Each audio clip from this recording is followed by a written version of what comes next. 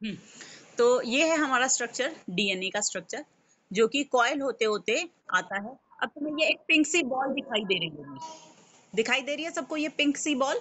इस pink ball के around ये डीएनए आता है और इस तरीके से कॉइल हो जाता है। वहां से आया एक कॉइल, दो टर्न एंड 2.5 टर्न्स। तो ये जो डीएनए है, डी सॉरी, बाय, ठीक है।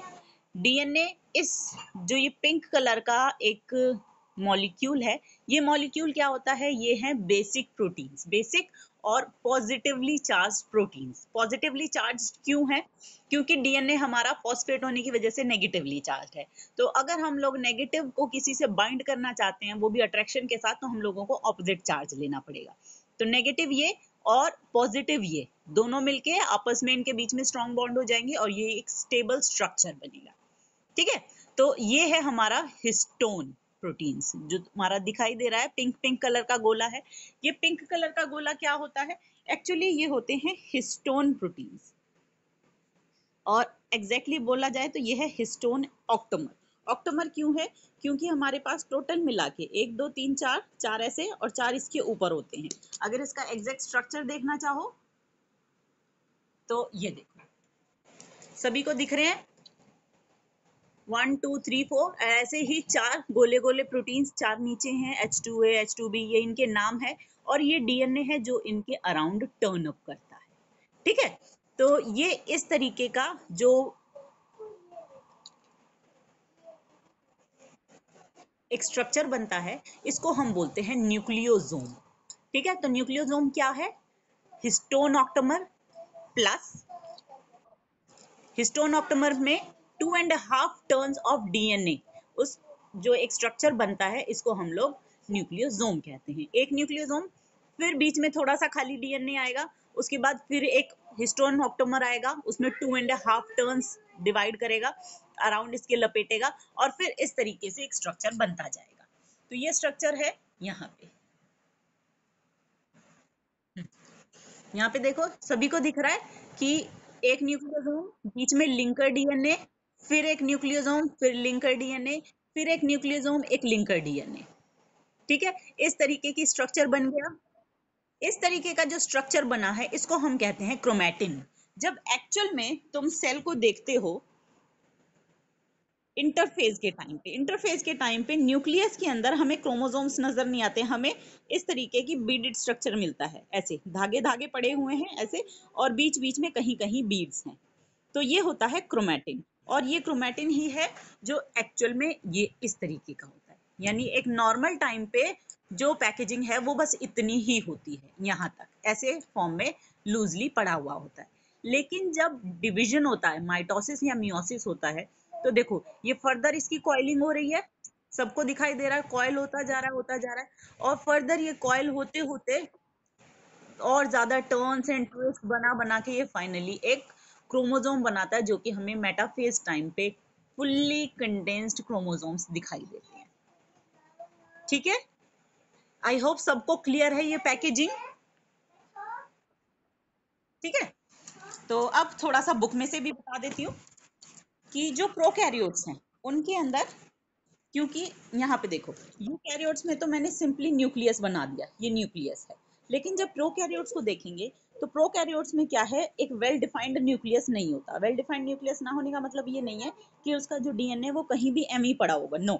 वो एक पर्टिकुलरली डार्क रीजन के अंदर, इस तरीके से एक डार्क रीजन दिखाई देता है, वहां पे प्रेजेंट होता है इसका डीएनए सारा, यहाँ पे। और जिसमें क्या होता है, डीएनए रैप्ड अराउंड होता है, अराउंड पॉजिटिवली चार्ज प्रोटीन्स के।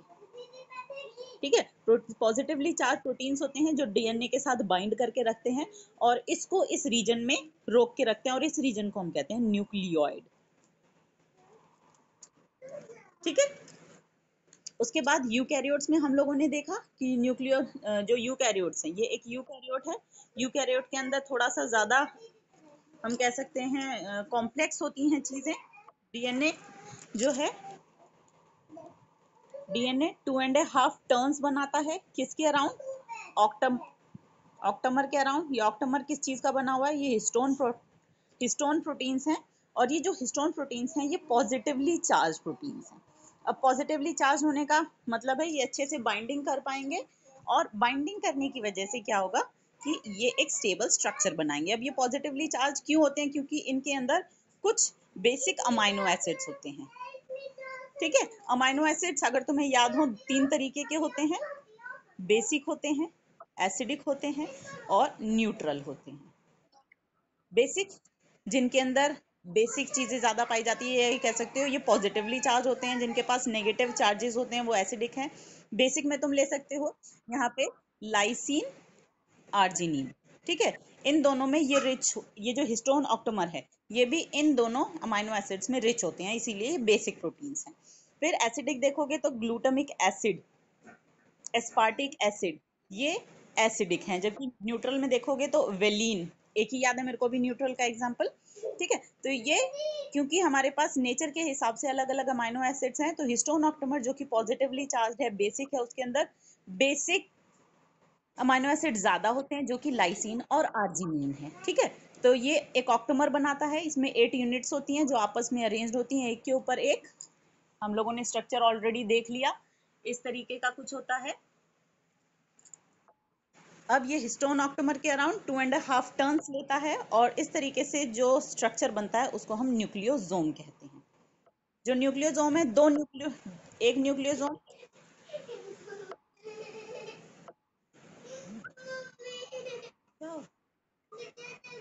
को बात नहीं, ऐसे रब कर लो ठीक हो जाएगा। तो एक न्यूक्लियोसोम, दूसरा न्यूक्लियोसोम, इन दोनों के बीच में जो सिंपल डीएनए होता है इसको हम लोग लिंकर डीएनए कहते हैं। ठीक है, ये तो हो गई हमारी नॉर्मल स्ट्रक्चरिंग। अच्छा, इस तरीके से ऐसे न्यूक्लियोसोम न्यूक्लियोसोम, तो ये क्या बनेगा अगर देखा जाए तो ये इस तरीके से एक बीडेड स्ट्रक्चर बनेगा, और इस बीडेड स्ट्रक्चर को हम लोग बोलते हैं क्रोमैटिन। ठीक है, अगर तुम नॉर्मली इंटरफेज के टाइम पे किसी भी एक यूकैरियोटिक सेल को स्टेन करोगे तो तुम्हें एक न्यूक्लियस के अंदर बीडेड स्ट्रक्चर दिखाई देगा इस तरीके का, और ये एक क्रोमैटिन। ठीक है, इसके बाद आ जाते हैं कि ये तो यहाँ तक का हुआ, सिर्फ ये इतना वाला। इसके बाद यहाँ से यहाँ तक जो बन रहा है इसको भी बाइंड करने के लिए कुछ और प्रोटीन्स आते हैं जिनको हम कहते हैं नॉन हिस्टोन क्रोमोसोमल प्रोटीन्स। ठीक है, NHC प्रोटीन्स। ये हिस्टोन प्रोटीन नहीं है, ये नॉन हिस्टोन प्रोटीन है जो कि क्रोमोसोम्स को फॉर्म करने में हेल्प करते हैं। अब जब इसकी पैकेजिंग होगी तो पैकेजिंग होते हुए दो तरीके से पैकेजिंग हो सकती है। एक लूजली पैक्ड हो सकता है थोड़ा सा, और एक हो सकता है जो टाइटली पैक्ड होता है। जो लूजली पैक्ड डीएनए है, ये जो क्रोमोसोम के अंदर है, ये जो क्रोमोसोम पूरा दिखाई दे रहा है, इसी में छोटे छोटे रीजन्स होते हैं जहाँ पे डीएनए लूजली पैक्ड होता है, कुछ ऐसे रीजन जहाँ पे टाइटली पैक्ड होते हैं। जो लूजली पैक्ड रीजन्स हैं उनको हम कहते हैं यूक्रोमैटिन।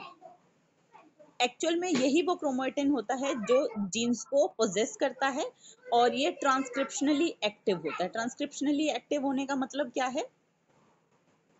ट्रांसक्रिप्शन का मतलब क्या था? डीएनए से आरएनए बनाना।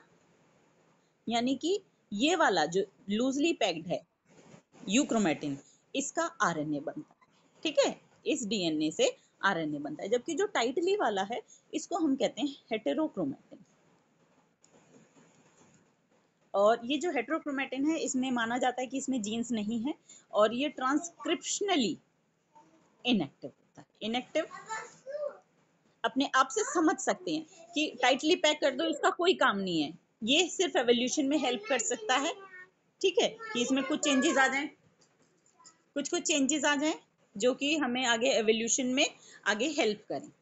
जबकि जो प्रेजेंट है इस टाइम पे जो जीन्स हैं, कैरेक्टर्स हैं, ट्रेट्स हैं, वो किसकी वजह से बन रहे हैं? वो यूक्रोमैटिन की वजह से बन रहे हैं। तो इसीलिए ट्रांसक्रिप्शनली इनएक्टिव, और क्योंकि ये ट्रांसक्रिप्शनली इनएक्टिव है इसीलिए इसको लूजली पैक करने की कोई जरूरत नहीं है। इस पे किसी एंजाइम को एक्ट नहीं करना, कोई प्रोटीन आके इस पे बाइंड नहीं करेगा, तो सिंपली इसको हम लोग हेटेरोक्रोमैटिन टाइटली पैक कर देते हैं। ठीक है, इसके साथ हमारा जो डीएनए की पैकेजिंग है वो खत्म हो जाती है। नेक्स्ट हमारा आता है search for genetic material. Search for genetic material क्या है कि अभी तो हम लोगों ने पढ़ लिया, हम लोगों को बहुत अच्छे से पता है कि डीएनए जो है वो हमारा जेनेटिक मटेरियल है। लेकिन जब स्टार्टिंग हुई, या हम कह सकते हैं बहुत सालों पहले, जब लोगों को माइक्रोस्कोप के थ्रू ये पता चला कि सेल्स होते हैं, सेल्स के अंदर न्यूक्लियस होता है, तब लोगों को नहीं पता था कि जेनेटिक मटेरियल जो है वो कहाँ है, पूरा सेल है, उन्हें सिर्फ सेल दिखा, सेल में न्यूक्लियस दिखा, पर अपने आप ऐसे क्योंकि चीजें दिखाई नहीं दे रही कि काम किस तरीके से कर रही है, तो थोड़ा डिफिकल्ट था ये पता लगाना कि भाई किस तरीके से क्या चीज काम कर रही है। 1926 में जेनेटिक इनहेरिटेंस मॉलिक्यूलर लेवल तक पहुंची। इससे पहले जो मेंडल और सटन मॉर्गन ये सब काम कर चुके थे, उससे स्टिल थोड़ी हेल्प मिली कि आगे किस तरीके से काम कर रही है। तो सबसे पहली जो डिस्कवरी आई वो आई ट्रांसफॉर्मिंग प्रिंसिपल की। ट्रांसफॉर्मिंग प्रिंसिपल क्या है? जो फ्रेडरिक ग्रिफिथ था, Frederick Griffith was an scientist, ठीक है। फ्रेडरिक ग्रिफिथ एक साइंटिस्ट था, ये जिसने क्या किया, वो काम कर रहा था न्यूमोनिया का क्योर फाइंड आउट करने के लिए, ठीक है। न्यूमोनिया उस टाइम पे, जिस टाइम पे ये काम कर रहा था अराउंड 1928 के अंदर, उस टाइम पे जो न्यूमोनिया है बहुत खतरनाक बीमारी हुआ करती थी, ठीक है। तो उसने क्या किया, वो न्यूमोनिया का फाइंड आउट कर रहा था कि किस तरीके से इसका क्योर जो है वो निकाला जा सके। उसने देखा कि स्ट्रेप्टोकोकस न्यूमोनिया, जो कि इसका पॉजिटिव ऑर्गेनिज्म था, स्ट्रेप्टोकोकस न्यूमोनिया, इसके दो तरीके के डिफरेंट स्ट्रेन्स थे। स्ट्रेन्स मतलब दो तरीके की वैरायटीज थी। एक रफ वैरायटी जिसे हम आर स्ट्रेन बोलेंगे, और दूसरी थी स्मूथ वैरायटी जिसको हम लोग एस स्ट्रेन बोलेंगे।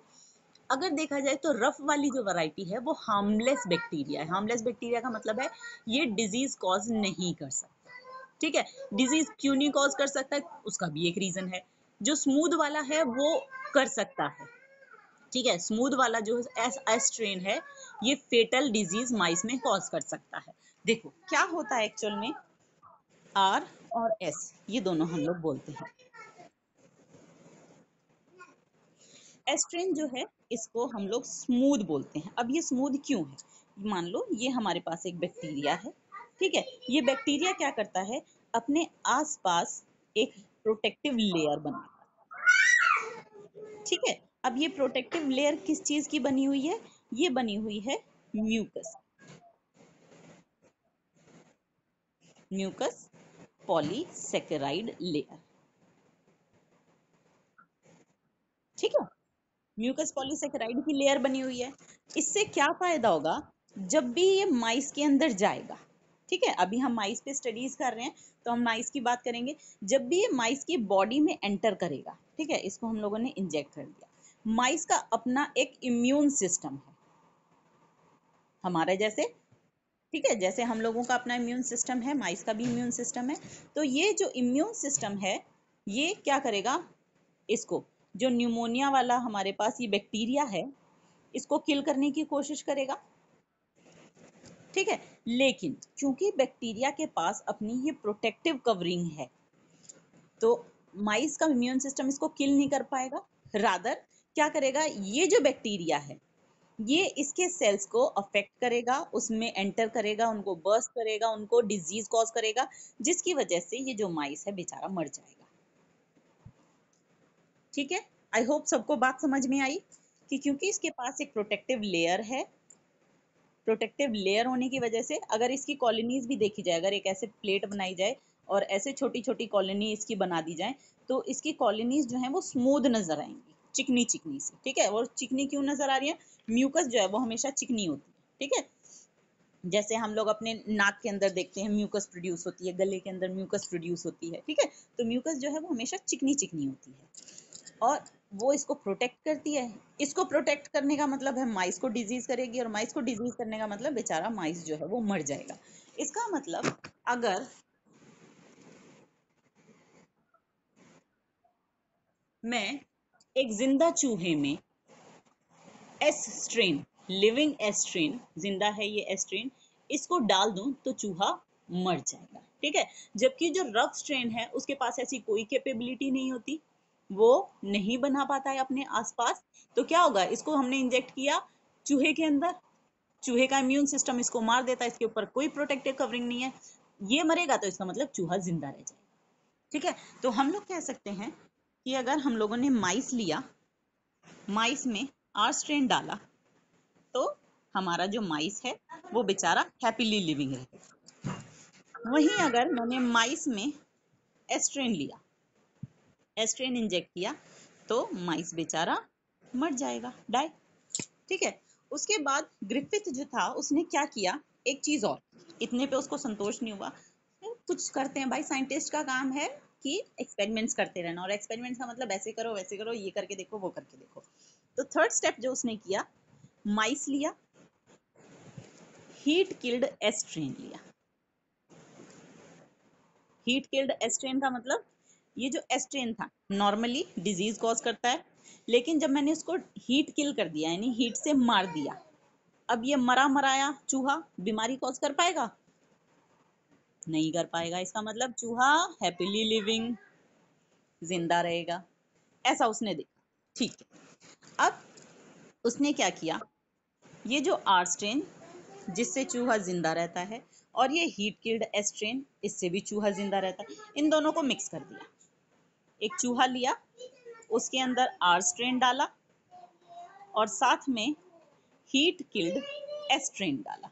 ठीक है, होना क्या चाहिए, इसकी वजह से चूहा जिंदा रहता है, इसकी वजह से भी चूहा जिंदा रहता है, लेकिन जब दोनों को मिला के डाला तो उसने देखा, to his surprise he find out, चूहा मर गया बेचारा। अब सोच सकते हो ऐसा क्यों हुआ होगा, बेचारा चूहा क्यों मर गया? ये हमारी सिंपल सी समरी, स्मूथ वाला डाला चूहा जिंदा, सॉरी रफ वाला डाला चूहा जिंदा, स्मूथ वाला डाला मर गया, स्मूथ को मार के डाला चूहा जिंदा है, लेकिन आर को डाला, स्मूथ वाले को मार के डाला, चूहा जिंदा होने की जगह मर गया। फिर उसने क्या किया, अब जब उसने देखा कि ये जो चूहा मर गया, ये क्यों मरा, फाइंड आउट तो होना चाहिए, तो उसने क्या किया, इसका ब्लड लिया। ठीक है, टुक आउट हिज ब्लड और इसको स्टडी किया। ही फाइंड आउट इसके ब्लड के अंदर लाइव एस स्ट्रेन बैक्टीरिया थे। कहां से आए? ना तो हमने जिंदा यहाँ एस डाला, ये आर है, तो ये एस वाले लाइव कहाँ से आए? ठीक है, तो यहाँ से उसने ट्रांसफॉर्मिंग प्रिंसिपल जो था वो दिया। ट्रांसफॉर्मिंग प्रिंसिपल क्या कहता है कि ये जो हीट किल्ड एस वाले थे, इनसे कुछ जेनेटिक मटेरियल इस आर वाले के अंदर चला गया। वो कौन सा जेनेटिक मटेरियल था, यानी कुछ पोर्शन था जो म्यूकस पॉलीसेकेराइड कोट बनाने वाला जीन कैरी कर रहा था। ठीक है, ये चीजें जो हैं ये क्या बोलते हैं, बाई चांस हो सकती हैं। ठीक है, बाई चांस होती हैं, 100 में से 1 टाइम, 1000 में से 1 टाइम हो सकती है, बट ये हुई, उसने देखा कि ये चीज हुई। कैसे हुई? जो हीट किल्ड एस्ट्रेन था, अब सपोज करो ये सेल है, ठीक है, इसके ऊपर म्यूकस पॉलीसेकेराइड है, तुमने इसको मार दिया, मारने के बाद भी इसका न्यूक्लियस तो इसी के अंदर है। ठीक है, सेल जो है वो रेस्पिरेशन नहीं कर रहा, लिविंग नहीं है, बट इसका जेनेटिक मटेरियल इसके अंदर है, जो प्रोटीन थे वो इसके अंदर है। ठीक है, तो हुआ क्या, इसका जेनेटिक मटेरियल जो था वो इसके अंदर चला गया, इसके अंदर इनकॉर्पोरेट हो गया, और एस्ट्रेन ने जैसे ही इसका वो डीएनए पोर्शन लिया जो कि पॉलीसेकेराइड चेन जो कोट थी उसको बना पा रहा था, ये आर अगर पॉलीसेकेराइड कोट बना ले तो अब ये आर वाला किस में बदल जाएगा, एस में बदल जाएगा। ठीक है, और यही वो एस था जो यहाँ इसको ग्रिफिथ को मिला। ठीक है, आई होप सबको क्लियर है। ट्रांसफॉर्मिंग प्रिंसिपल क्या कहता है, a substance passed from dead bacteria to live bacteria to change their phenotype. ठीक है, एक डेड बैक्टीरिया से लाइव बैक्टीरिया में कुछ सब्सटेंस पास हुआ जिसकी वजह से उसका फिनोटाइप चेंज हो गया, और इसको हम लोग ट्रांसफॉर्मिंग प्रिंसिपल कहते हैं। या अदर वर्ड्स में कहना चाहो तो कह सकते हो, due to transfer of genetic material change in biochemical nature, कि किसी भी ऑर्गेनिज्म के फिनोटाइप में या ट्रेड्स में चेंजेस आ जाना because of transfer of genetic material is called transformation. ठीक है, इसको ट्रांसफॉर्मेशन कहते हैं। इसके बाद हमारा नेक्स्ट टॉपिक आया कि ये तो पता चल गया, चलो ट्रांसफॉर्मेशन हुआ, ट्रांसफॉर्मेशन होने का मतलब कुछ ऐसा जेनेटिक मटेरियल था जो एक जगह से दूसरी जगह गया। ठीक है, समझ आ गया। वो मटेरियल था क्या, वो प्रोटीन था, वो न्यूक्लिक एसिड थे, न्यूक्लियोटाइड थे, या फिर सल्फर था, उसका केमिकल नेचर क्या था, वो क्या थे एक्चुअल में, कुछ तो पता होना चाहिए कि यार गया तो गया क्या। अब तो हमें पता है क्योंकि हम लोग इतना सब कुछ पढ़ चुके हैं, बहुत सारे लोगों ने इतनी सारी स्टडीज कर दी, तो हमें पता है कि वो डीएनए है, बट उन लोगों के लिए इतना आसान नहीं था।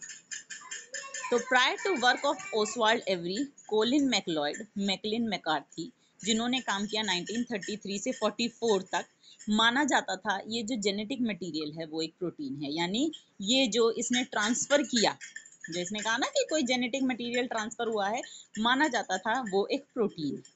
ठीक है, तो इसके लिए इन्होंने क्या किया, काम करना चालू किया कि भाई ये डीएनए है, आरएनए है या प्रोटीन है। उसके लिए इन्होंने क्या किया, इन्होंने कुछ एंजाइम्स लिए। ठीक है, एक्सपेरिमेंट्स इन्होंने वही किए जो ग्रिफिथ ने किए थे। ठीक है, ग्रिफिथ का जो आखिरी वाला एक्सपेरिमेंट था,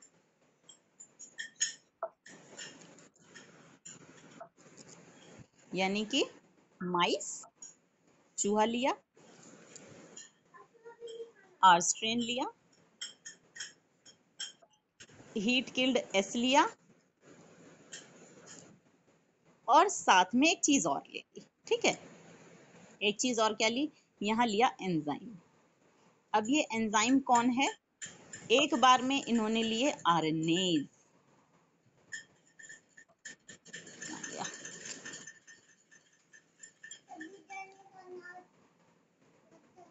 ठीक है, एक बार इन्होंने लिए डीएनएज और एक बार इन्होंने लिए प्रोटीन्स।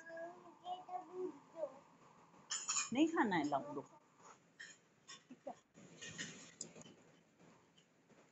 तो आरएनए कौन है, आरएनए वो हैं जो डाइजेस्ट कर देते हैं आरएनए को। डीएनए कौन है, जो डाइजेस्ट कर देते हैं डीएनए को। और प्रोटीज कौन है, जो डाइजेस्ट कर देते हैं प्रोटीन्स को। डाइजेस्ट करने का मतलब है इनको ब्रेक डाउन कर देते हैं। ठीक है, अगर इसको ब्रेक डाउन कर दिया तो इसका मतलब, ब्रेक डाउन करने का मतलब ये अपना काम नहीं कर पाएगा।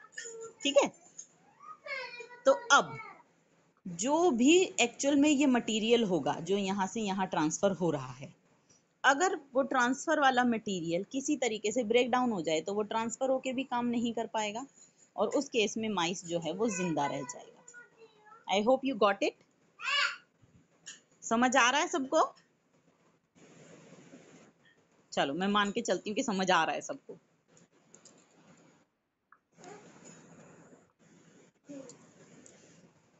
तो देखा गया आरएनएज में, रिपीट कर दूं दोबारा से? ठीक है, रिपीट कर देती हूँ।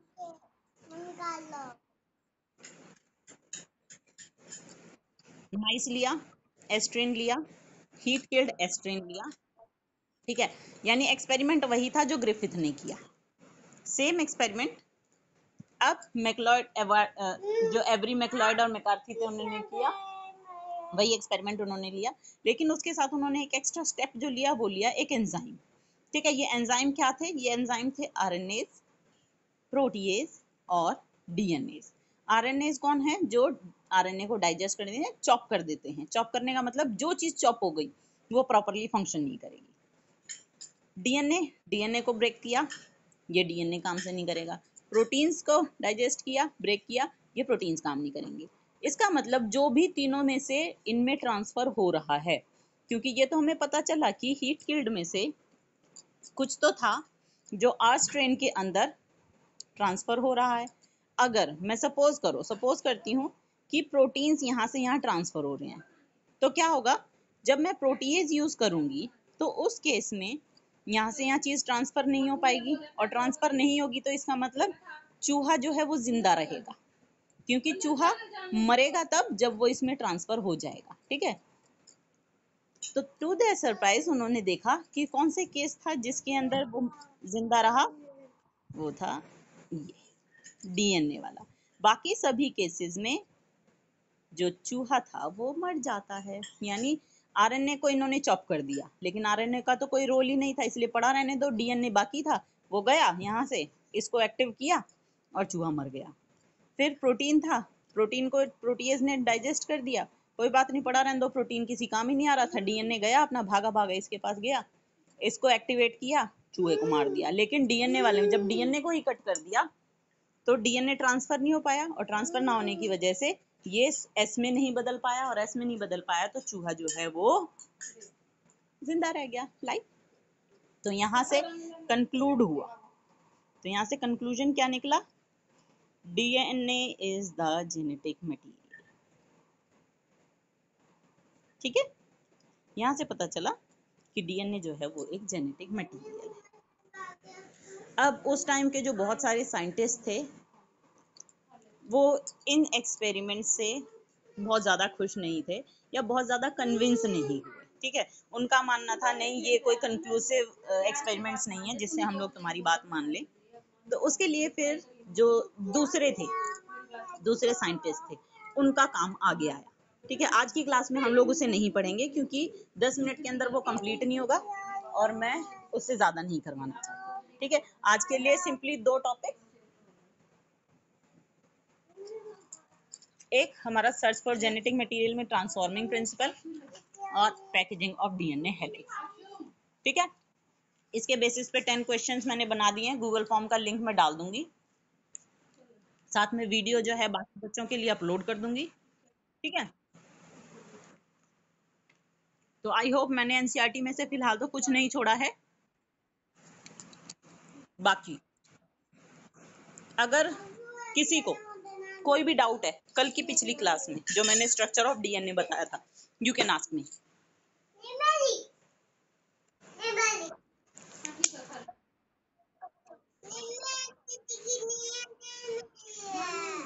समझ नहीं आ रहा बच्चे मेरे को, कौन बोल रहा है?